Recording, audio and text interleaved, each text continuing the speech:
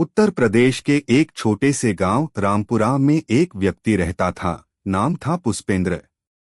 गांव के लोग उसे प्यार से नहीं बल्कि तंज कसते हुए कंजूस नंबर 1 कहते थे।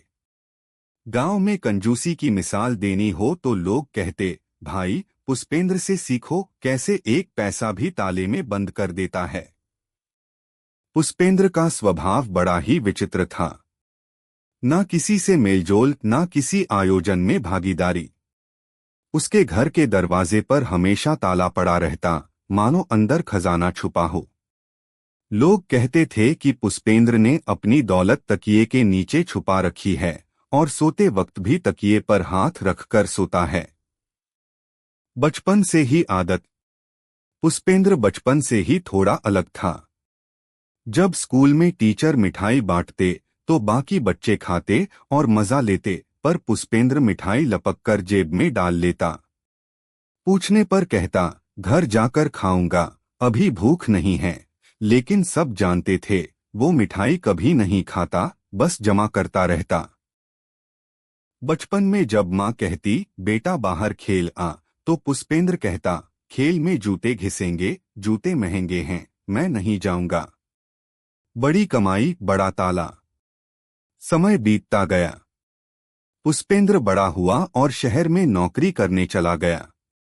कुछ साल बाद लौटा तो उसके पास पैसे की कोई कमी नहीं थी।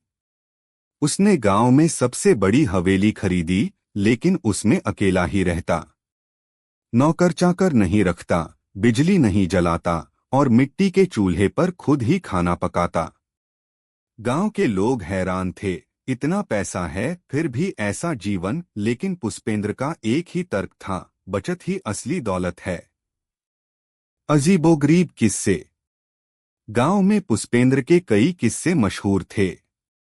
एक बार किसी शादी में गया, लेकिन लिफाफे में पैसे नहीं डाले, बस उसमें एक पुराना 5 पैसे का सिक्का डाल दिया। और जब दूल्हे के पिता ने देखा तो बोले, पुष्पेंद्र जी ये तो यादगार है। पुष्पेंद्र मुस्कराया और बोला, हाँ यही तो मेरी नियत थी।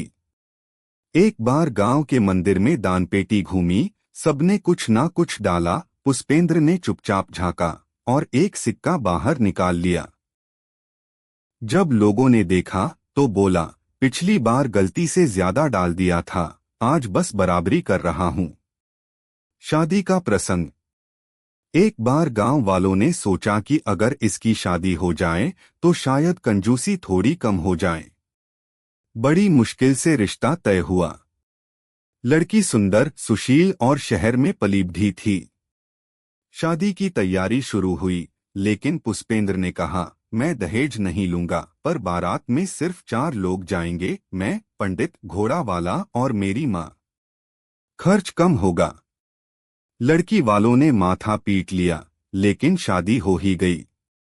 शादी के बाद पत्नी को लगा कि अब तो थोड़ी रौनक होगी, लेकिन अगले ही दिन पुष्पेंद्र ने किचन का खर्चा रोक दिया। पत्नी बोली, दाल सब्जी दूध कुछ नहीं। पुष्पेंद्र बोला, गांव में तुलसी के पत्ते हैं, वही चाय में डाल लो। सब्जी खेत से तोड़ लो। दूध पानी गरम कर लो, आदत पड़ जाएगी। पत्नी की योजना। पत्नी समझ गई कि सीधे सीधे इस आदमी को बदलना मुश्किल है, तो उसने चालाकी से काम लिया। एक दिन उसने कहा, सुनिए, गांव में आपकी इज्जत बहुत बढ़ गई है। सब कहते हैं कि आप सबसे धनी हैं, लेकिन किसी ने आज तक आपके पैसे नहीं देखे।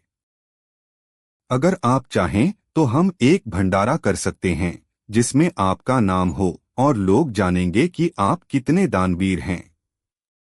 पुष्पेंद्र पहले तो चौंका, लेकिन फिर सोचा, अगर नाम होगा तो इज्जत भी बढ़ेगी और इज्जत भी एक तरह की पूंजी है। उसने हामी भर दी। भंडारा और बदला। भंडारा रखा गया। गांव के सैकड़ों लोग आए। दाल चावल पूड़ी हलवा सब बना।